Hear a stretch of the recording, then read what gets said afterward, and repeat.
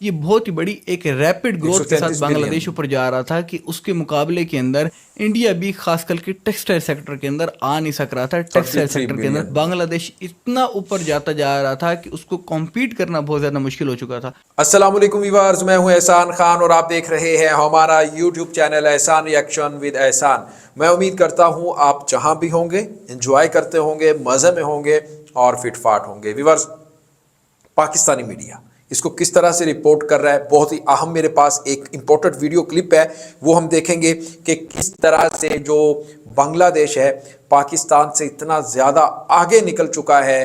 अब पाकिस्तान को उसके बराबर में, यानी बांग्लादेश के बराबर में उस तक पहुंचने में क्या कुछ करना पड़ेगा। यानी पाकिस्तान को सबसे पहले तो अपने आप को इतना स्टेबल करना पड़ेगा जो कि बांग्लादेश की इकॉनमी तक जाकर मिले। यानी वो ये कंपैरिजन है एक किस्म का, वो बता रहे हैं कि 2012 और 18 तक किस तरह से बांग्लादेश की जो इकॉनमी थी या जीडीपी ग्रोथ रेट था वो किस तरह से पाकिस्तान से भी कम था, लेकिन फिर पाकिस्तान से ज़्यादा हो गया। और यानी एक वक्त था जब पाकिस्तान बहुत आगे था और अब जनाब बांग्लादेश आगे चला गया है। वो ये वीडियो देखेंगे ना सारी समझ आ जाएगी। बड़ी अहम वीडियो है, इंपॉर्टेंट वीडियो है। पहले हम ये वीडियो देख लेते हैं इन उर्दू, तो फिर जनाब हम इसके ऊपर बात करेंगे। जुड़े रहिएगा आखिर तक क्योंकि ये बहुत ही अहम इंपॉर्टेंट वीडियो है और ये मैं कहता हूँ कि इंफॉर्मेशन बेस्ड वीडियो है। हम इसे देखेंगे फिर उसके ऊपर बात करेंगे। बढ़ते हैं जी वीडियो की तरफ। अगर अभी तक आपने एहसान रिएक्शन को सब्सक्राइब नहीं किया, चैनल पर नए आए हैं, अभी विजिट किया तो चैनल को सबसे पहले सब्सक्राइब कर लें और बेल आइकन भी प्रेस कर दें। वीडियो को लाइक किया करें और कमेंट सेक्शन में आप अपनी फीडबैक से हमें ज़रूर आगाह भी किया करें। बढ़ते हैं जी वीडियो की तरफ। 3, 2, 1 एंड क्यू।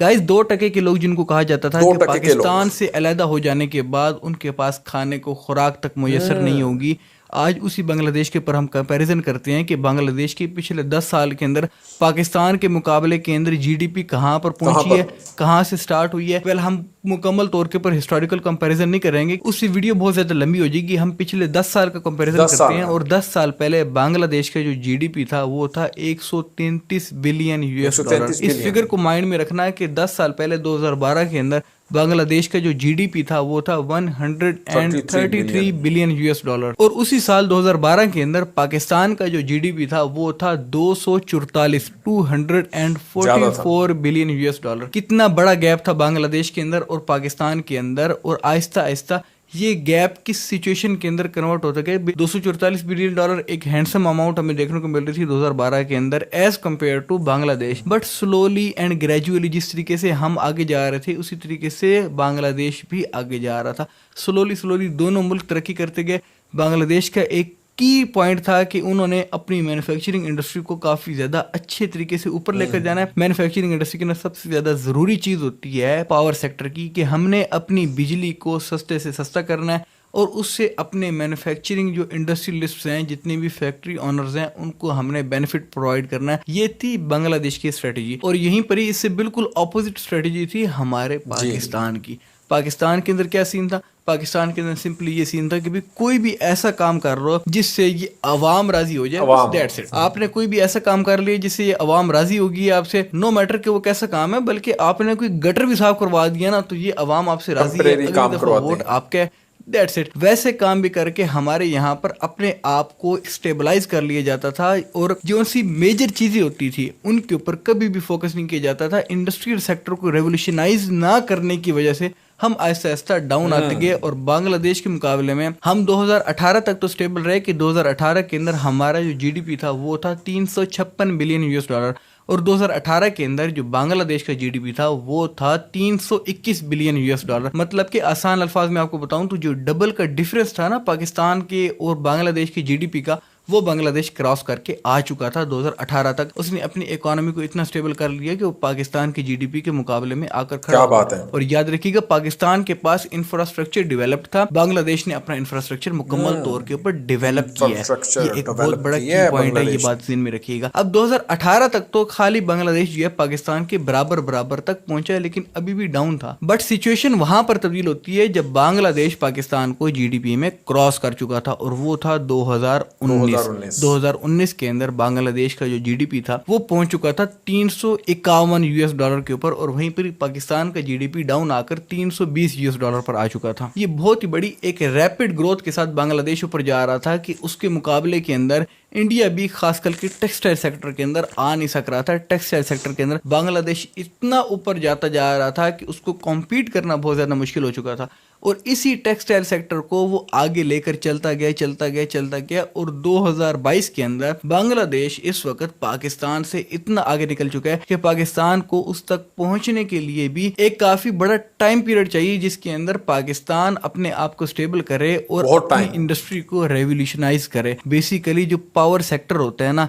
इससे आपकी इंडस्ट्री उठती भी है, इससे आपकी इंडस्ट्री बैठती भी है। पाकिस्तान के अंदर जो लेबर फोर्स है वो बहुत ही ज़्यादा सस्ती है as compare to other countries, but problem ये है कि पाकिस्तान की जो इलेक्ट्रिसिटी है वो काफ़ी ज़्यादा महंगी है as compare to Bangladesh, as compare to India. तो व्यूअर्स, आपने ये वीडियो देखी है किस तरह से जनाब इन्होंने बताया, नक्शा खींचा, एक तस्वीर खींची है और बताया है कि किस तरह से अगर पाकिस्तान ने पहुंचना है बांग्लादेश के बराबर तो उसको बहुत ज़्यादा मेहनत करनी पड़ेगी और टाइम टेकिंग काम है, यानी 1-2 साल में तो ये होने वाला नहीं है। और किस तरह से बांग्लादेश यानी जो पाकिस्तान का इंफ्रास्ट्रक्चर डेवलप था वो अंडर डेवलप था। उन्होंने पहले अपना इंफ्रास्ट्रक्चर को ठीक किया, फिर उसके बाद उन्होंने अपनी इकोनॉमी बेहतर की, जीडीपी ग्रोथ अब पाकिस्तान से बढ़ गया। यानी किस तरह से उन्होंने अपने आप को डेवलप किया, यानी वो बता रहे हैं कि जिसको 2% का कहते थे आज उनका 1% हम 2% के हो गए, यानी उनका 1% हमारे 3 रुपये हो गए। ये किस तरह से, यानी कुदरत का एक निज़ाम होता है ना, अल्लाह ताला का एक सिस्टम होता है। कभी भी किसी को हकीर नहीं समझना चाहिए, कभी भी किसी को डिग्रेड नहीं करना चाहिए, क्योंकि एक अल्लाह का निज़ाम भी होता है, उसके ऊपर बिलीव होना चाहिए एज ए मुस्लिम। मेरे ख्याल में वो वक्त ने एक कल्टी मारी और टाइम कभी एक जैसा नहीं रहता। तो बांग्लादेशी कौम ने वो साबित किया कि वो एक कौम है, वो एक होकर काम करते हैं, और जिसकी वजह से आज उन्होंने वो काम कर दिखाए दुनिया भर में जिसका कोई सोच भी नहीं सकता था, तसव्वुर भी नहीं कर सकता था। यानी आज जो शेख मुजीबुर रहमान का बांग्लादेश है वो किस तरह से हमारे मोहम्मद अली जिन्ना से आगे निकल गया है। यानी मोहम्मद अली जिन्ना तो ये सोच भी नहीं सकते थे कि बांग्लादेश कभी बांग्लादेश भी बनेगा, यानी पाकिस्तान से अलग हो जाएगा और फिर उसके बाद जनाब वो एक ऐसी उभरती हुई दुनिया की सबसे अच्छी इकोनॉमी के तौर पर देखा जाएगा। यानी अब जो बांग्लादेश का जो बेहतरीन इकोनॉमी की जो लिस्ट में आता है 33 नंबर में आता है, यानी दुनिया की अच्छी इकोनॉमी तस्वर किया जाता है। और बताया यह जा रहा है कि बांग्लादेश का एक ड्रीम है कि वो पहली जो 20 इकोनॉमी हैं उनमें उनका नाम आए। यानी अब तो उनको स्पेशल गेस्ट के तौर पर बुलाया जाता है G20 समिट में, जो इकोनॉमी को रिलेटेड एक बड़ी क्लाइमेट को लेकर और दूसरी उसके टॉपिक को लेकर के एक बड़ी समिट होती है, इजलास होता है, उसमें बांग्लादेश उसको जाकर लीड भी करता है और स्पीच भी करता है। तो व्यूअर्स, मुझे दें इजाज़त, नेक्स्ट वीडियो तक, तब तक के लिए अल्लाह हाफिज़।